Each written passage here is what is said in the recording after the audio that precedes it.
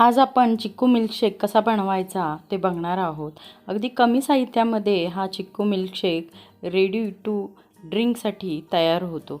तर चला त्यासाठी काय काय साहित्य आहे ते बघूया।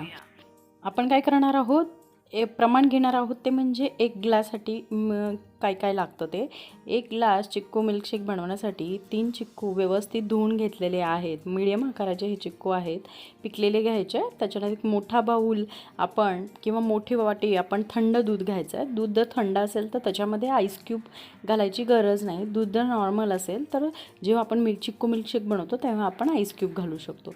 चवीपुरती आपण साखर घेतलेली आहे। चिक्कू चांगले पिकलेले असतील तर साखर कमी घालायची आणि जर ज्यांना गोड आवडत असेल तर साखर 1-2 चमचे एक्स्ट्रा घाला। त्यानंतर असं उभं भांडं घ्यायचं मिक्सरचं, जेणेकरून चिक्कू मिल्कशेक बनवतो तेव्हा ते बाहेर आलं नाही पाहिजे। चला इथं 3 चिक्कू घेतलेले आहेत, व्यवस्थित धुवून घेतलेत। त्यातले आपल्याला बिया आणि साल काढायचे आहेत। व्यवस्थित चिक्कू व्यवस्थित धुवून घ्या, साल हे व्यवस्थित काढा, जेणेकरून चिक्कू जेव्हा आपण बनवतो तेव्हा ते चिकट होत नाही। बघा इथं मी काय केलेलं आहे, बारीक जे 3 चिक्कू घेतले होते त्याचे बारीक बारीक असे साल आणि बी काढून बारीक बारीक काप केलेले आहेत।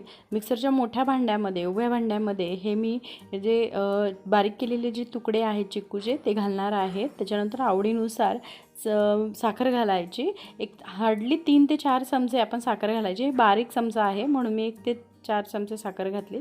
तुम्ही तुमच्या आवडीनुसार कमी जास्त करू शकता।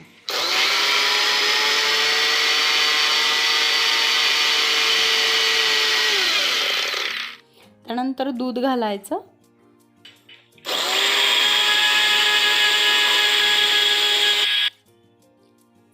बघा अशा प्रकारे आपला जो चिक्कू शेक आहे तो तर रेडी होतो।